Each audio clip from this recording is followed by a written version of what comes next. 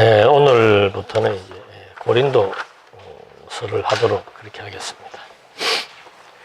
고린도 전서 1장 8절 한 절 보시겠습니다.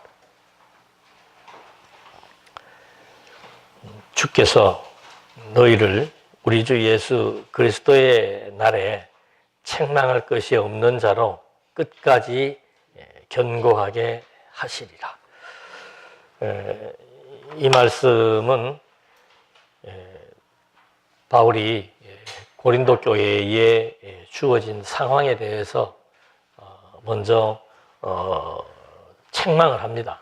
그리고 다시 위로를 해주면서 이 교회가 정말 그리스도 오실 때까지 그리스도의 교회이기 때문에 그리스도께서 견고하게 붙잡으시고 세워나가실 것이라고 하는 그런 말을 던지고 있습니다. 참 교회가 사도 바울이 이 고린도 교회는 설립을 했습니다. 물론 근본적인 설립이야 하나님께서 하신 것인데 여기에서 말하는 고린도 교회라고 하는 것은 오늘날처럼 이렇게 뭐 동산교회, 교회 간판을 걸고 이렇게 눈에 보이는 동산교회는 팔공산에 있습니다. 장안중앙교회는 성남에 있습니다. 이런 교회들을 우리가 교리적으로 유형교회라고 합니다. 보이는 교회, 이렇게 동산교회가 보이고 뭐 대구교회가 보이고 이렇게 하는 것처럼. 그 다음에 여기서 말하는 교회라고 하는 것은 이렇게 어느 한 집단의 명패를 걸고 모여있는 그런 교회를 말하기보다는 고린도 전 지역에 그리스도의 복음을 깨닫고 하나님을 경외하며 살아가는 모든 성도들을 의미하죠. 그래서 우리는 교회 그럴 때 교회라고 하는 원뜻은 불러냈다는 뜻입니다. 어디에서 불러내었는가? 죄와 사망 가운데서. 그러니까 죄와 사망, 즉 죽은 자들을 살려냈다는 것이 쉽게 얘기하면 교회예요. 그러니까 우리는 이미 한번 죽은 자들이 다시 생명을 얻고 이렇게 소생한 사람들이 모여있는 것이 교회입니다. 어떤 분들은 그런 분들이 있죠. 어떤 사고로 말미암아 진짜 완전히 뭐 의학적으로도 죽었다가 살아난 사람들, 아니면은 콩팥이 문제가 생겨가지고 죽음 직전에 이식을 받아가지고 다시 살아난 사람들, 그런 사람들이 다 한 말이 똑같은 말이 있습니다. 지금부터 살아가는 인생은 내 삶이 아니다, 이렇게 얘기를 하죠. 그거는 나를 다시 살아나게 해줬다라고 하는 그런 중요한 가치를 알기 때문에 나는 이제는 나를 살려준 사람을 위해 살 수 있는 그런 사람도 있을 것이고, 아니면 내가 이제는 새로운 생명을 얻었기 때문에 좀 더 가치 있는 그런 인생을 살고 싶다는 그런 표현을 하는 것처럼, 이 교회라고 하는 것은 바로 그런 새로운 새 생명, 다시 말해서 소생한 자들이 모여있는 것입니다. 그러니까 이제 우리는 그걸 뭐 겉으로 판단하고 측정할 수는 없는 거예요. 여기 나오신다고 해서 뭐 다 소생한 자들이고 다 구원받는다, 그렇게 말하는 것도 이치에 맞지 않습니다. 또 지금 현재 여기에 나오지 않고 있다라고 해서 그들은 구원받지 못한다, 그것도 이치에 맞지 않는 얘기예요. 그러니까 그건 무슨 뜻을 의미하는 건가 하면은, 이렇게 우리가 가시적으로 볼 수 있는 그런 이런 사람을 통해서 모여있는 집단을 교회라고 하기도 하고, 더 근본적인 것은 그 이제 보이지 않는 교회라고 얘기합니다. 요거는 이제 보이는 교회, 보이지 않는 교회는 뭐 본질적인 교회를 의미하는 거죠. 본질적인 교회.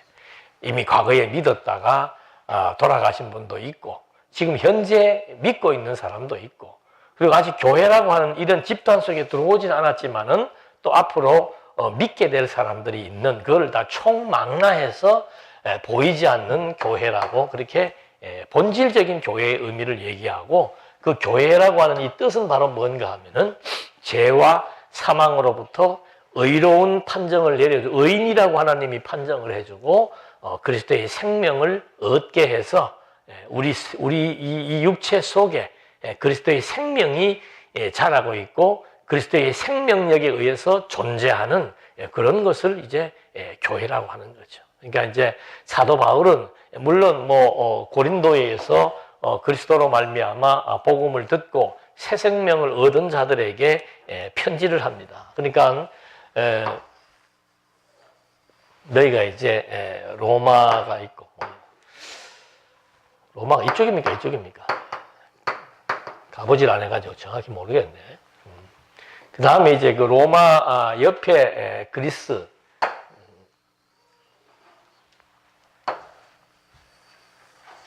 지중해가 있고, 이렇게 되어 있습니다. 사도 바울이 이 복음을 예루살렘에서 복음을 접하고 안디옥이죠. 안디옥에 있으면서 이제 파송을 받아가지고 이쪽 지역에 복음을 전하고 그 다음에 이쪽으로 가려고 그러다가 지금 우리가 살고 있는 이쪽 아시아 쪽으로 올라고 그러다가 여기 마게도냐, 여기 지금 빌립보에서 사람들이 막 오라고 손짓하는 환상을 보고 방향을 바꿔서 이쪽으로 이제 가게 되죠. 이쪽이 이제 완전히 동서를 나누는 분기점이 되는 지역입니다. 지금도 터키를 이제 동양이라고 하는 이유는 이제 그런 의미에서 이렇게 나눠져 있는데 여기가 이제 그리스, 헬라, 그리스 지역이라고 하기도 하고 성경에서 말하는 마게도냐 지역이라고 얘기하기도 하는 거죠. 근데 여기 이제 빌립보로 갔다가 빌립보에서 복음을 전하다가 바울은 이쪽에서 복음을 전하면서 계속 어려움을 겪습니다. 빌립보에서 복음을 전하다가 그 다음에 데살로니가로 오고 데살로니가에서 복음을 전하다가 또 핍박을 받게 되니까 그 다음에 베레아로 내려오고 베레아에서 또 어려움을 겪으니까 이제 여기 아덴이라고 하는 곳으로 요 끄트머리 부분이죠. 아테네.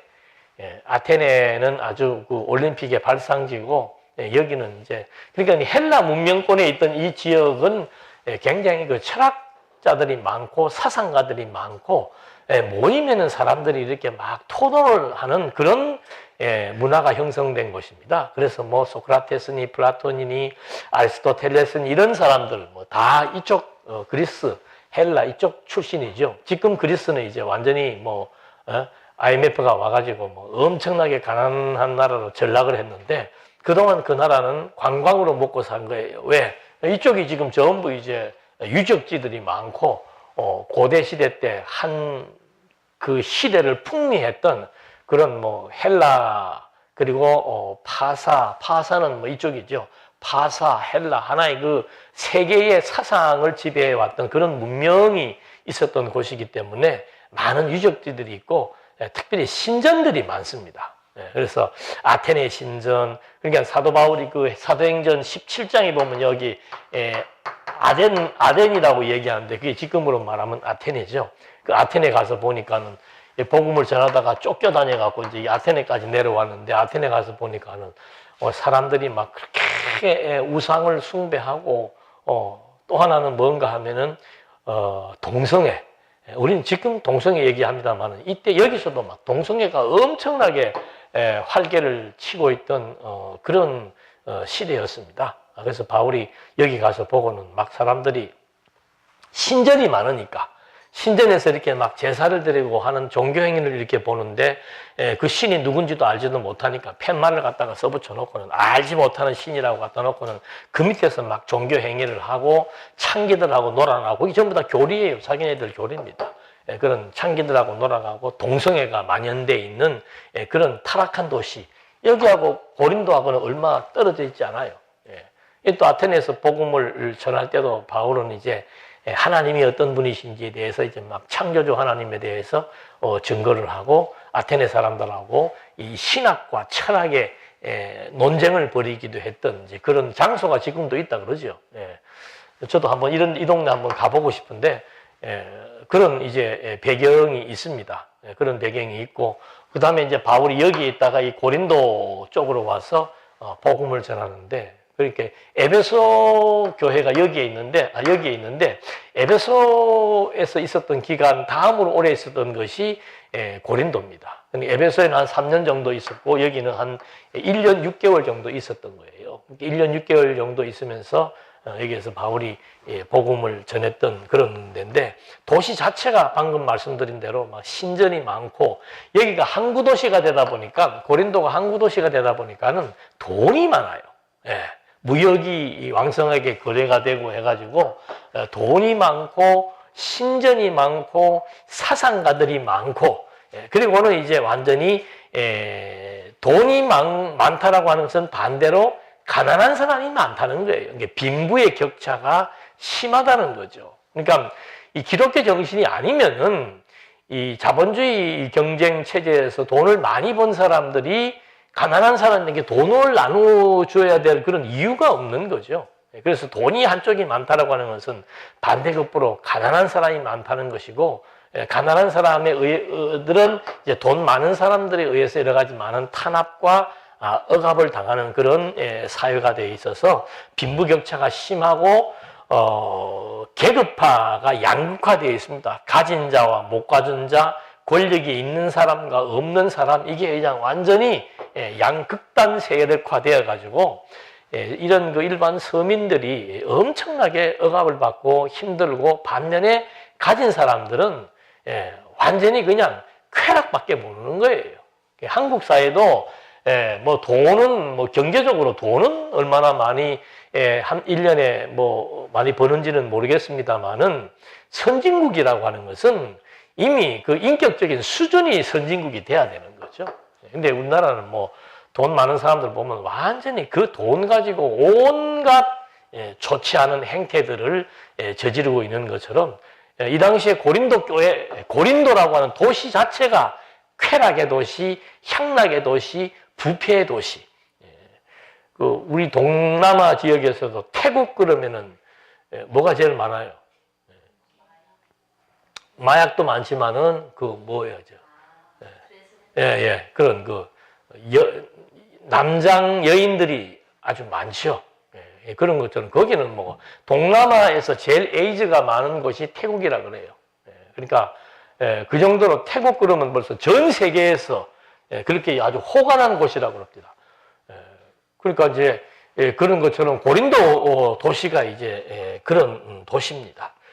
그런 도시에서 하나 재밌는 것은 이제 로마서에 보면 그런 게 나와요. 로마에 있는 교회들이 갈등이 있다 그래요. 그러니까 이 초대교회나 지금이나 이게 사람들이 모여 있으면은 갈등이 없는 교회가 거의가 없습니다. 그리고 다 보면은 이렇게 서로 이렇게 분파가 져 있고 하는 그런 것들이 대부분이에요.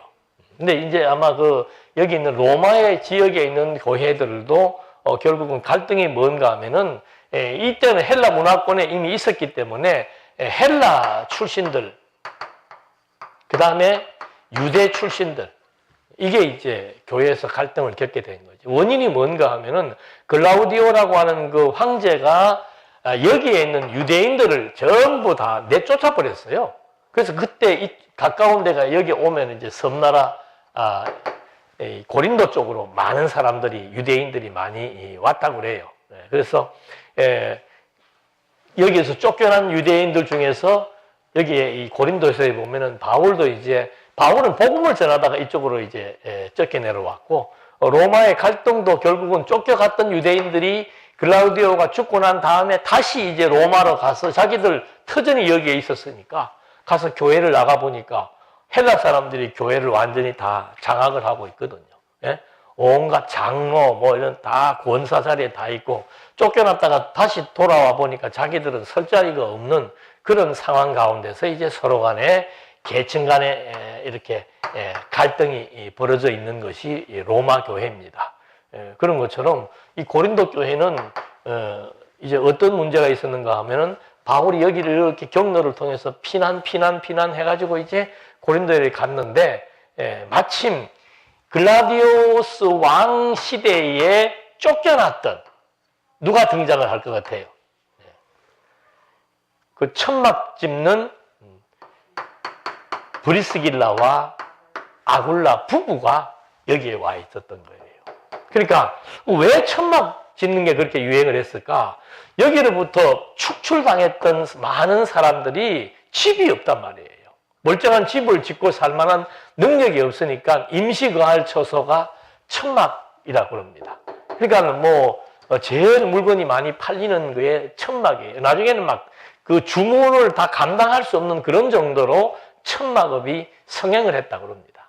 근데 사도 바울은 유대인이었지만은 유대인들의 그 관습 중에서 한 가지는 뭔가 하면은 자기의 어떤 지식이나 자기의 어떤 직업과 상관없이, 바울로 말하면은 당시 뭐 가말리알 문화에 있었던 그 굉장히 훌륭한 율법 학자이기 때문에 지금으로 말하면 총장 정도의 위치에 있는 사람이에요. 근데 그런 사람이라 할지라도 유대인들은 전부 한 가지 기술을 다 가지고 있습니다. 그게 관습적으로 누구나가 다 1인 1기술을 배우게 돼 있다고 그래요. 그때 배웠던 게 이제 바울이 배웠던 게 천막 깁는 기술을 배워왔던 거죠. 그러니까 그 당시에 그런 문화나 또는 이 글라디오 왕이 유대인들을 다 축출시켜버렸던 그런 일들이 가만히 보니까 우리가 지금 이렇게 보니까는 결국 사도 바울을 통해서 복음을 전하게 할 수 있는 그런 하나의 준비와 토양이 되었다는 걸 알 수 있는 거예요. 그러니까 바울은 복음을 전하다가 쫓겨와서 고린도에 왔고, 브리스길라와 아굴라는 로마에 있다가 이쪽으로 쫓겨나서 고린도에 정착을 했고, 고린도에 먼저 정착했던 브리스길라와 아굴라가 천막업이 잘 성행되고 있으니까 바울도 여기 와가지고 뭐 아무도 모르는 데 와가지고 일단 먹고 살아야 될 거 아니에요. 그리고 이렇게 다녀보니까 천막이 제일 장사가 잘 되고 본인도 천막 깁는 기술이 있으니까 이 친구들한테 부탁을 해가지고 같이 거기에서 이제 기거를 하게 된 거죠. 기거를 하면서 복음을 전파하기 시작한 겁니다. 1년 6개월 동안 복음을 전파하니까 이 바울이라고 하는 사람이 와서 이 복음을 전하는데, 이 여기에 있는 헬라 철학 사상들보다 더 깊은 정말 그 의미 있는 그런 대단한 그 하나의 지식을 전파한다는 소문이 여기에 이제 점점 퍼지게 된 거죠. 그래서 많은 사람들이 모여들어서 이 복음의 진리를 깨닫는 이제 그런 상황에 있어서 한 1년 6개월쯤 지니까 또 여기에서 문제가 생기는 거죠. 복음을 전파하다 보면 이제 거기에 대해서 반대하는 사람들의 어떤 고소 사건들이 발생을 하게 되어가지고 바울이 여기에서 이제 에베소 지역으로 가버린 거예요. 그래서 이게 여기 이제 처음에 이제 교회가 이 복음을 전해서 교회가 세워지는 연도가 한 50년경 정도에 세워졌다 그럽니다. 그리고 이제 다시 바울이 여기에 있다가 일로 와서 한 5년쯤 지나서 들리는 소식이 뭔가 하면은 지금 이 고린도 지역에 엄청난 문제가 생겼다고 얘기를 하는 겁니다. 그래서 그 문제가 뭐냐고 이제 한번 확인을 해보니까, 지금도 있는 그 영지주의, 우리 그때 한번 이경미 권사님이 영지주의자에 대해서 발표를 한 적이 있는데, 영지주의자들에 의해서 이런 그 헬라 철학 또는 그 변형된 그 헬라 철학과 종교가 이렇게 변형된 그런 그 종교 형태를 띤 그런 영지주의가 있습니다. 이 사람들은 뭐 완전히 이 세상적인 우리 삶의 윤리 이런 데는 별 관심이 없고 오직 이런 지식으로 말미암아 내가 구원을 받는다라고 하는 그런 사람들인데, 그런 영지주의자들의 특징은 뭔가 하면은 자기들이 납득할 수 없는 이런 교리에 대해서는 불신을 합니다. 그래서 그런 영지주의자들에 의해서 기독교 신앙의 핵심인 부활이죠. 그러니까 바울은 가서 복음을 전하면은 1차적으로 예수는 죽음에서 부활했고, 그 죽음에서 부활한 그 예수로 말미암아 하나님의 나라가 도래했다. 이 얘기가 이제 바울이 전하는 복음의 핵심입니다. 그런데 철학자들이나 과학자들의 귀에는 그런 얘기들이 납득이 안 가는 거죠. 부활에 대해서 무슨 부활은 사람이 죽으면 끝나는 것이지 무슨 부활을 하냐. 그래서 나중에 바울이 고린도전서 15장에서 부활이 없다는 사람들이 많은데 만약에 부활이 없다면 하면서 부활에 대한 교리를 이제 증거하게 됩니다. 그래서 그 시대적인 배경은 영지주의자들이 득세하고 있었고, 또 한 가지 중요한 문제는 뭔가 하면은 자유에 대한 문제예요. 자유에 대한 문제. 그러니까 이 자유에 대한 문제는 바울이 로마에 가서 복음을 전할 때도 문제가 되었고, 이 지금 고린도 교회도 자유가 완전히 문제가 되어버린 거예요. 죄로부터 모든 용서를 다 받았다고 하니까 사람의 생각이 그러면 내가 죄 지어도 아무 문제 안 되겠네? 이런 생각들을 하게 되는 거예요. 그게 이제 자유라고 생각을 하는 거죠. 그래서 이제는 내가 마음 놓고 왜? 하나님 앞에 와서 기도만 하면은 모든 문제는 다 해결이 되니까 내가 설령 6일 동안 범죄를 저질러도 일주일째 교회에 와가지고 회개기도 하면은 6일 동안 저지른 범죄는 끝! 그리고 또다시 나가가지고 6일 동안 자기 하고 싶은 대로 쾌락에 빠지거나 완전히 탐욕의 노예가 되어 살아가는 그런 형식의 자유방임 또는 방종주의자들이 이제 고린도 교회에 막 아주 엄청난 거죠. 그러니까 심지어는 교회 안에 아버지하고 같이 살던 여자를 아들이 같이 데리고 또 살면서 교회 성도라고 나와서 앞에 은혜 받겠다고 딱 앉아있고 이런 형태에 대해서 고린도 교회 성도들이 그 문제에 대해서 얘기를 못하는 거예요. 그런 상황이 지금 이제 벌어져가지고 술, 동성애, 별의별 일들이 이제 교회 안에서도 이제 만연되어가지고 그거에 대해서 아무도 얘기도 하지 못하고 교인들끼리 재판에 소송을 하고 하여튼 이 고린도 교회에 보면은 이 세상에서 발생되어지는 온갖 득스럽지 못하고 추잡한 사건들이 교회 안에 지금 다 들어와 있는 거예요. 이게 사도 바울 입장에서는 얼마나 가슴이 아프겠습니까? 내가 개척했던 교회가 참 성도들이 말씀으로 잘 성장을 하고 있고 참 전부 다들 행복해하고 평안을 누린다 그러면 참 듣기가 좋은데 아이고 이 복음을 전하고 몇 년 지나고 나서 들리는 소리는 이건 교회가 아니고 세상보다 더하다. 나는 저 사람 때문에 교회 못 나가겠다. 하는 그런 정도가 그 사회에 이제 완전히 교회에 대한 평가로 나타나게 된 거죠. 그래서 이걸 걷잡을 수가 없는 겁니다. 그러니까 요즘으로 말하면 그런 거를 이제 전부 당신들 그런 식으로 하면 하나님 앞에 벌 받습니다 하면서 율법을 지키라고 율법주의자들이 나타나갖고는 율법에 보니까는 이렇게 하면 벌 받고 저렇게 하면 벌 받고 하면 좋은데 복음이라고 하는 것은 그런 식의 내용이 아니잖아요.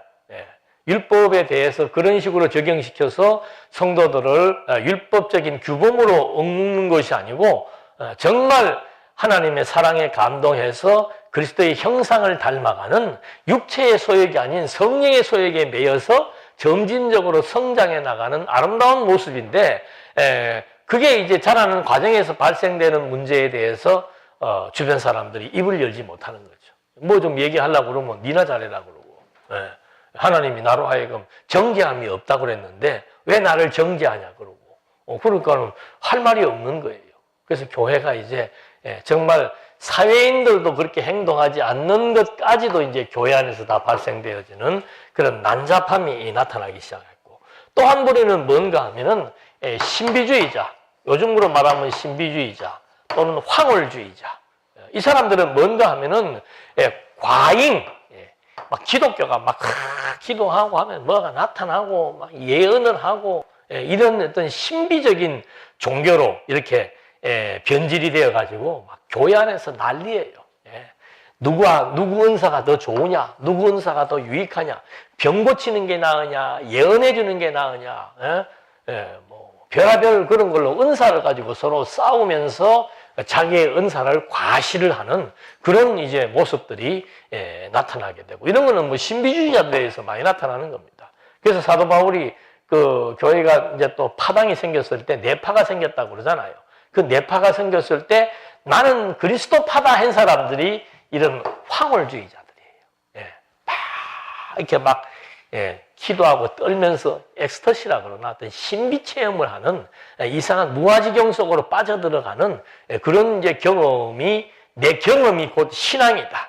하나님이 살아있다는 증거는 뭔가 내가 기도하면서 봤다. 이런 사람들 요즘도 그런 사람들 많은지 모르겠어요. 하여튼 저는 이런 거 만나보지는 못해가지고 잘 모르겠는데 하여튼 이런 거 황홀주의자들 그런 반면에 또 반대로 나타나는 것은 뭔가 하면은 이런 것들에 대한 반대가 금욕입니다. 금욕. 쾌락을 추구하는 것도 아니고 뭐든지 하고 싶은 대로 하는 게 아니라 인간의 욕망을 제어하는 그런 그 완고한 태도. 이런 사람들은 이제 유전을 중시하는 거죠. 유전. 교회가 전통적으로 내려왔던 관습.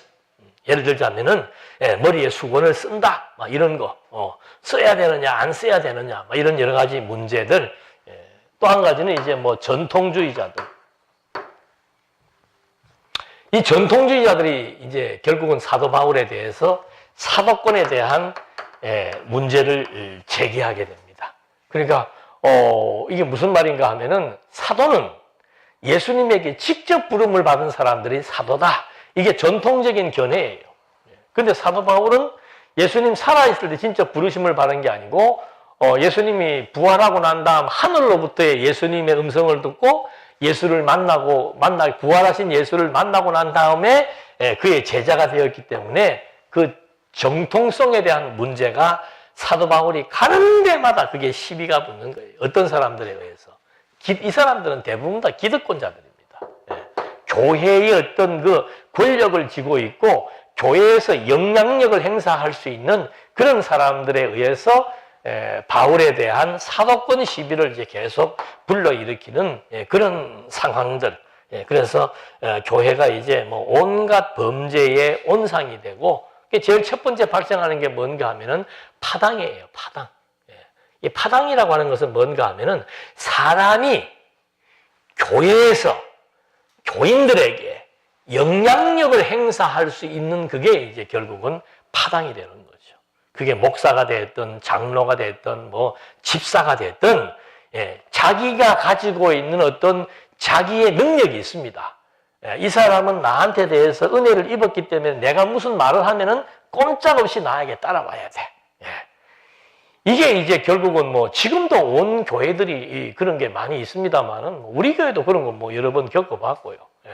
한 사람이 들어와서 점점 교인들에게 좋은 평판을 얻기 시작을 하고 신천지가 교회를 파괴시키는 전략이 그거라고 내가 얘기를 들은 적이 있어요. 도대체 어떻게 해서 그런가 하고 들어봤더니 교회에 신천지 교인이 몇 사람 딱 들어와가지고는 정말 막 타의 추정을 불허하는 모범 교인이랍니다. 연보 많이 하지. 예배 시간 한 번도 안 빠지지. 그리고 막 사람이 덕스러워가지고 주변에 자꾸 구역 식구들이 붙기 시작을 하고, 그러다 보니까 교회에서 신임을 얻게 되고, 그러니까 이제 점점점 자기 중심으로 사람이 모이기 시작을 하는 거예요. 그러니까 우리가 이론적으로는 교회는 그리스도 중심으로 모입니다. 이거 뭐 백날천날 얘기해도 소용없어요. 나에게 잘해주는 사람, 내가 어려울 때 나에게 도움을 준 사람, 또 교회에서 어느 정도 영향력이 있어가지고 내가 장로가 되려면은 저 사람의 도움이 필요한 그런 관계, 이런 것들이 교회 안에 싹 침투를 하기 시작을 하면은요, 교회는 뭐 이거 걷잡을 수가 없습니다. 그걸 무슨 사회법으로 다스리겠습니까? 더더군다나 우리 같은 교회는 무슨 뭐 율법으로 그런 사람을 치료할 수도 없는 거고, 뭐 맨날 얘기해봐야 그 먹혀 들어가지도 않고, 이런 현상들이 이제 당시 교회에 있게 된 거죠. 다 그럴듯해요. 근데 당사자들은 그런 적이 없어요. 또 여기는 특징이 뭔가 하면 베드로파가 있고 아볼로파가 있고 바울파가 있고 그 다음에 직통파가 있고 이 신비주의자들이죠. 나는 사람 따르지 않는다. 나는 이 파도 아니고 저 파도 아니다. 그런 또 아리까리한 게 또 어디가 있어. 이 파도 아니고 저 파도 아니고 나는 그리스도 파다 했는데 이 사람은 예수님에게 직접 그냥 계시를 받고 하는 파들이 하나 있고. 근데 언제 바울이 그래서 그 말 하는 겁니다. 내가 너희들한테 언제 세례준 적 있냐? 왜 내 파가 뭐냐, 내 파가. 내가 복음을 전해서 그리스도를 소개했지. 언제 당신들 보고 날 따르라고 그러고, 한 적이 내가 어디가 있느냐? 근데 사람들 자기들끼리 바울이 수석사도니까, 베드로가 수석사도니까 베드로가 최고다. 아볼로는 정말 학문에도 능했지만은 달변가라 그래요. 그러니까 나는 아볼로가 제일 좋더라. 그러니까 우리도 지금 이제 서울도 올라가면은 뭐, 김경우 목사님도 있고 나도 올라가고 하니까 아마 교인들이 그런 거는 있을 수 있을 거예요. 나는 뭐 이 사람의 설교가 내 취향에 맞는다.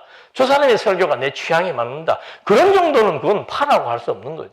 그런데 나나 김경우 목사님은 아무 말도 안 돼. 자기들끼리 모여가지고 나는 김승인 목사가 좋다. 나는 김경우 목사가 좋다 가지고 이걸 세력화해서 예. 그 집단의 힘을 가지고 무엇을 움직이려고 한다면은 그게 이제 결국은 분파가 생기는 거고 파당이 생기는 거죠.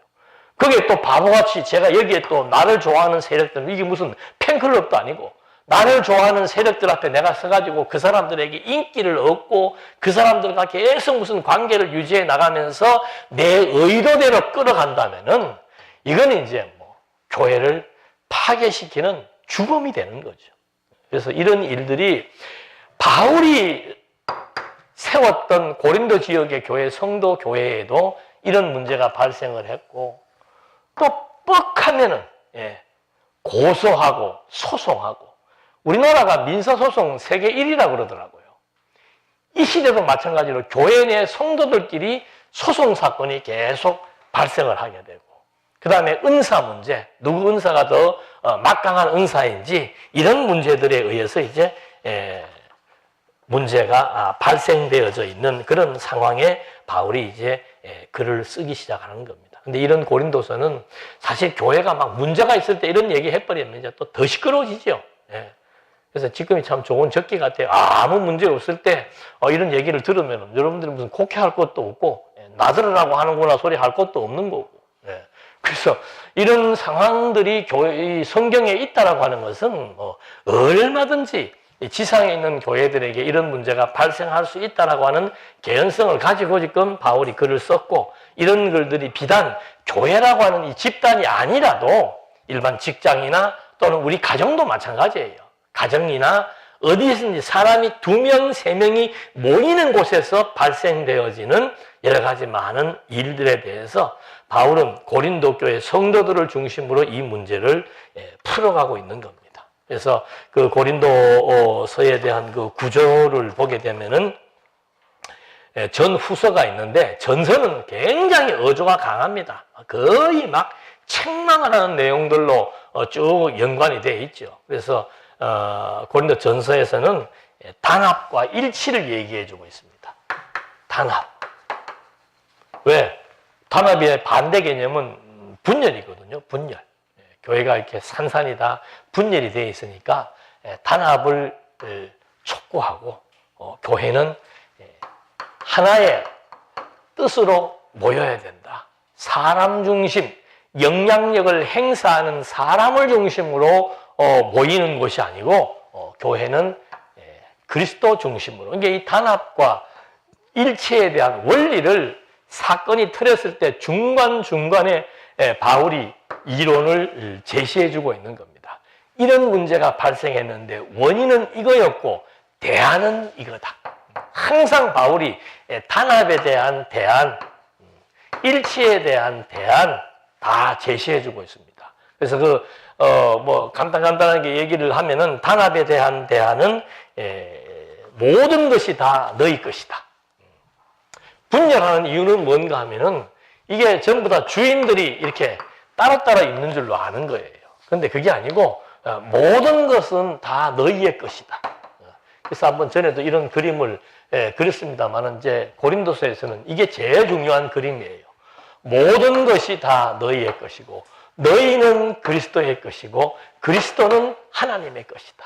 그러니까 결국은 단합의 원리는 뭔가 하면 하나님을 중심으로 모이면 된다는 거예요. 이게 교회 공동체는 다른 목적이 없습니다. 여러분들이 여기 나오는 것이 하나님이 어떤 분이신 줄 알고 배우기 위해서 나오는 것이지 다른 목적이 없어요. 그거 배우고 나서 보니까 이게 가치로우니까 이 하나님에 대한 증거를 위해서 우리가 어떻게 하면은 이 내용을 알지 못하는 많은 사람들에게 전파할 수 있겠는가. 그게 그 다음 과제예요. 1차적인 것은 뭔가 하나님을 중심으로 모이는 것이 바로 교회입니다. 단합의 원리는 뭔가 하나님을 중심으로 우리가 서로 연결하면 된다. 힘을 합하면 된다는 것이고. 그 다음에 분열도 마찬가지로 계속 분열과 분파와 분쟁입니다. 그 하나로 우리가 뜻과 마음과 행동이 모아져야 된다. 그것이 이제 일체에 대한 얘기예요. 그러니까 고린도 교회 싸움 중에서 하나가 뭔가 하면은 다양한 은사 가지고 싸운다 그랬죠. 믿음의 은사, 예언의 은사, 방언의 은사, 뭐 신유의 은사 막 싸우니까 이런 모든 은사가 나타난 현상은 각각 다르지만은 전부 한 성령에 의해서, 한 하나님에 의해서 주어지는 은사다. 이 얘기를 해서 교회에 대한 일치 문제를 해결하고 있습니다. 그리고 나서는 이제 싸웠으니까 그 다음에 뭐 해라? 화해하자. 기독교인들이 제일 안 되는 게 뭔가 하면은 화해예요. 한번 틀어지면은 죽을 때까지 화해가 안 되죠. 근데 여기서는 이제 바울이 고린도 교회에 화해를 촉구합니다. 그 화해를 촉구하는 내용은 뭔가 하면은 모든 것이 하나님께로서 났으며 그가 그리스도로 말미암아 우리를 자기와 화목하게 했다. 그러니까 그리스도가 오신 목적은 뭔가 하면은 하나님과 인간이 원수가 되었다는 거죠. 인간의 타락으로 말미암아 인간이 하나님을 섬기지 않고 우상을 섬기는 그런 잘못된 행위에 의해서 하나님과 인간의 관계가 끊어져 버렸는데, 이 끊어져 버린 관계를 그리스도가 오셔가지고 이거를 연결시켰다는 거죠. 그 원리가 바로 뭔가 하면은 우리는 전부 그리스도의 한 생명이다. 그러니까 가정에서는 뭐 요즘도 워낙 사람들이 이제 점점 각박해지다 보니까 그러지 않았는데, 과거에는 뭐 집에서 형제들끼리 싸우기도 하고 뭐 이런 일이 발생하면은 다시 합하는 이유는 뭔가 하면은 전부 우리가 다 그래도 한 형제 아이가, 이걸로 인해서 전부 다 화해가 이루어지는 거죠.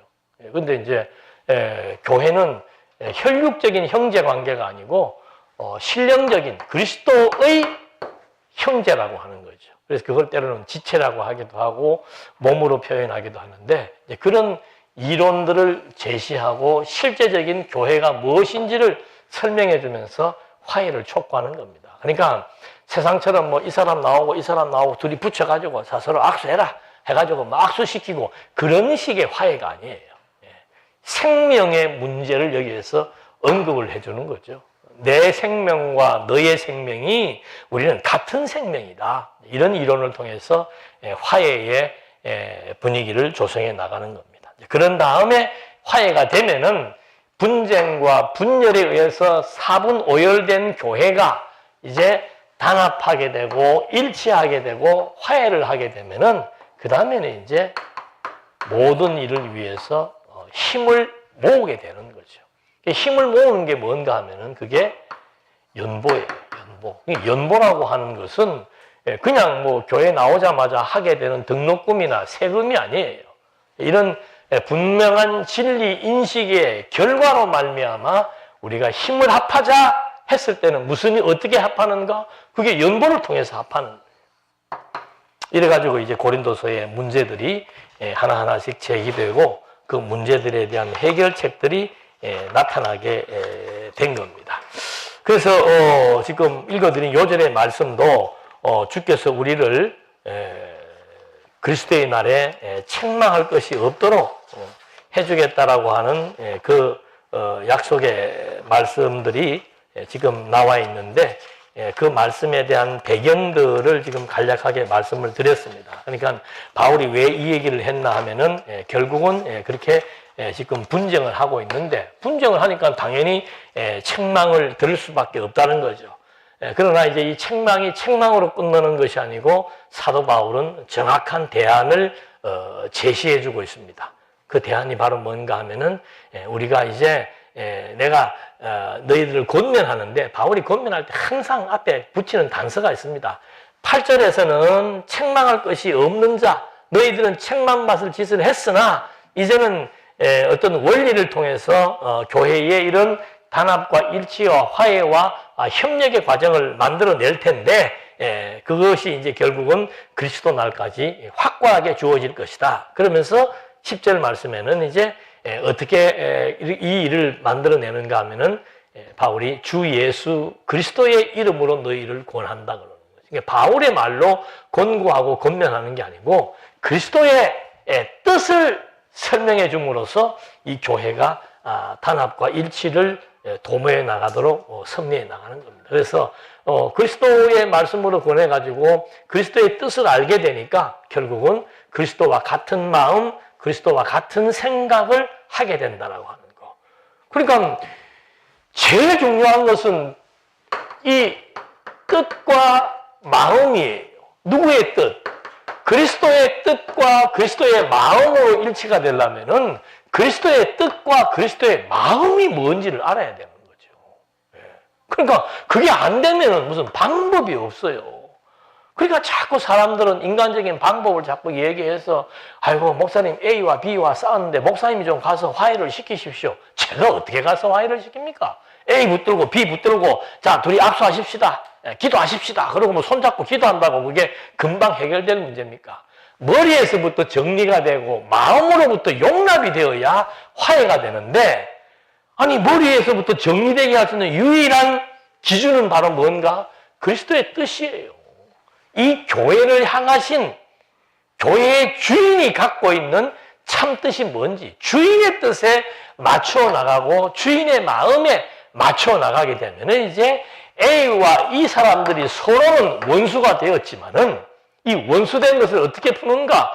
너도 여기에 맞추고 나도 여기에 맞추고 너도 여기에 맞추고 전부 그리스도의 뜻과 마음에 우리의 생각과 마음을 같이 맞추게 되면은 그 다음에는 이런 분쟁과 분열의 상황들이 점진적으로 이렇게 정리가 될 수 있는 거죠. 그거를 해줄 수 있는 가장 중요한 매개가 뭔가 하면은 성경이에요, 성경.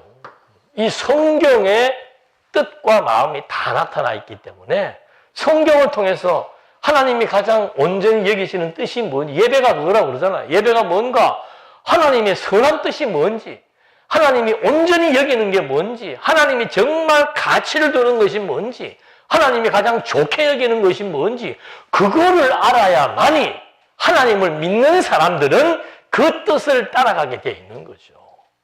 그 하나님에 대한 신앙이 약한 사람들은 그 얘기는 하나님 얘기는 하지도 않아요. 어떤 문제가 발생하든 어떤 일 앞에서든지 하나님 하자도 꺼내지 않아. 맨날 상황만 가지고 얘기야. 그거 어떻게 해결을 합니까? 이 사람이 가지고 있는 생각, 이 사람이 가지고 있는 생각이 정반대인데 이 사람이 겪는 일, 이 사람이 겪는 일 그걸 누가 조정을 할 수 있어요? 지금 보니까 하나님께서 왜 글라우디아를 통해서 이쪽으로 유대인들을 다 쫓아냈는가?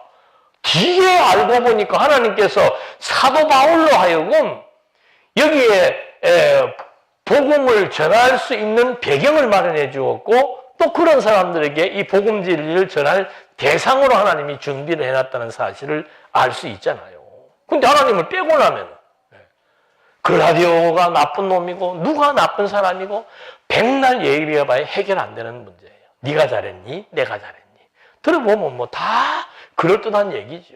그래서 교회의 분쟁은 뭐 말할 것이 없습니다. 계속해서 하나님의 말씀을 통해서 뜻을 모아가는 거. 이게 작은 단위인 가정에서도 마찬가지예요. 가정에서 아버지가 힘이 있다고 아버지의 주장만 핀다? 엄마가 또 힘이 있다고 엄마의 주장만 핀다? 아들이 좀 컸다고 아들이 자기 주장만 핀다? 이러면 이 가정은 단합이 될 수 없죠.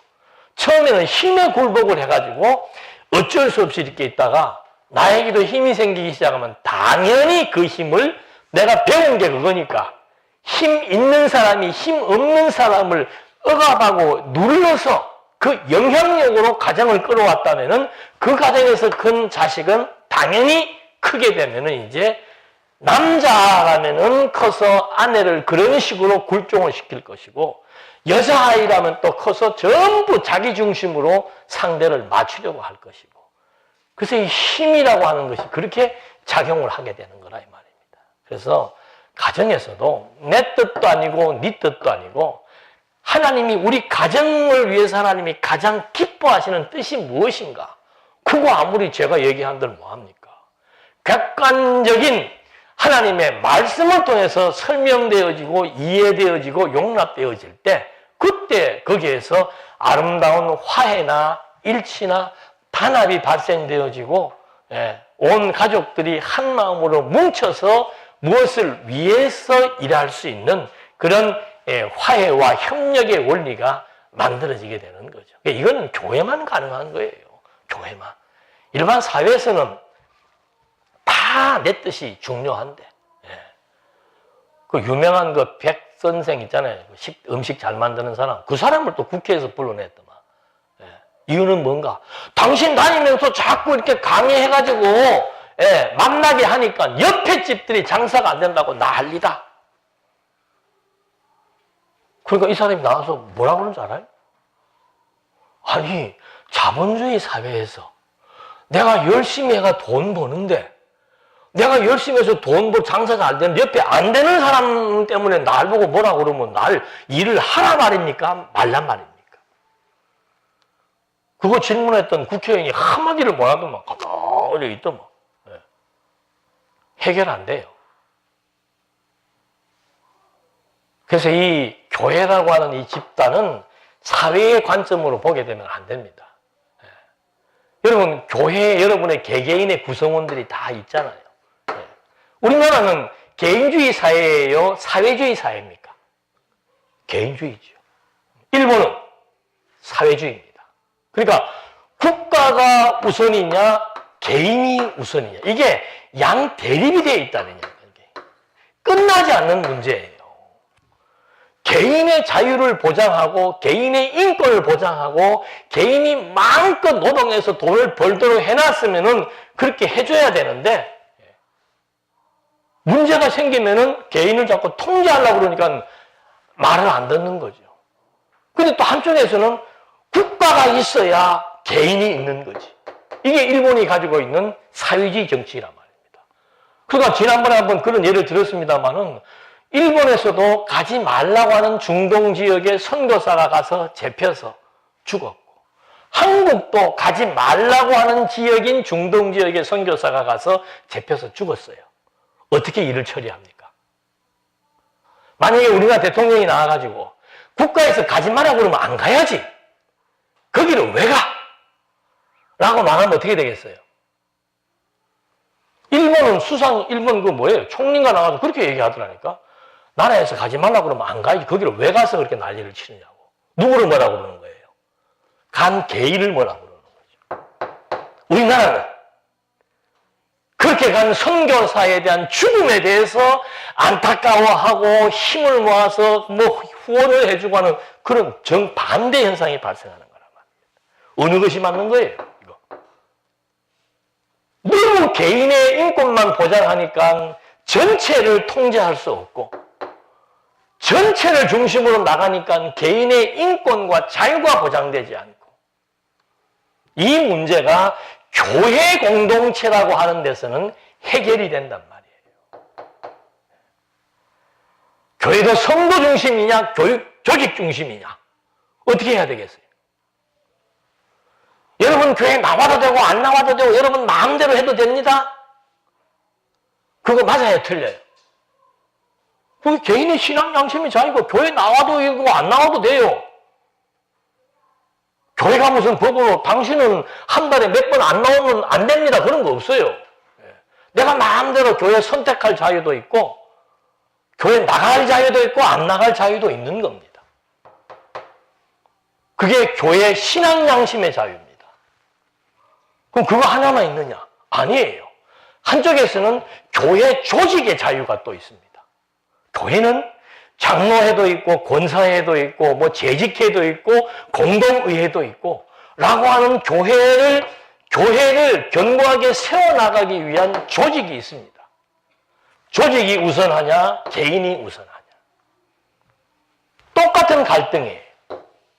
그래서 교회가 진리의 말씀에 서지 않으면 한쪽으로 힘이 기울어지게 되는 거죠.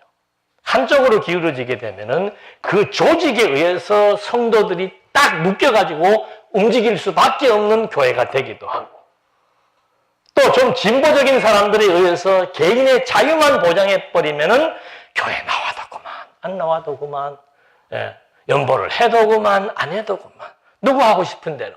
내 신앙 양심의 자유라는 거죠. 이런 갈등들. 이게 지금 고린도 교회에서 그대로 나타나고 있는 현상들입니다. 앞으로 고린도 교회의 문제들을 공부를 해나가면서 이런 갈등, 가족 간에도 똑같아요. 내가 살아야 우리 가정이 사느냐, 가정에 있어야 내가 있느냐. 이 단위는 크나 작으나 똑같은 겁니다. 한국 교회는 이미 이제 한국이라고 하는 나라 자체가 가족 중심에서 해체가 돼버렸잖아요. 이제는 부모 자식도 필요 없는 거예요, 서로들. 예. 내가 추구하는 가치가 최고가 돼버린 그런 사회 속에서 정말 우리의 정신을, 우리의 마음을 하나로 통일시켜 나갈 수 있는 그런 진리가 있겠는가? 그게 이제 성경이죠.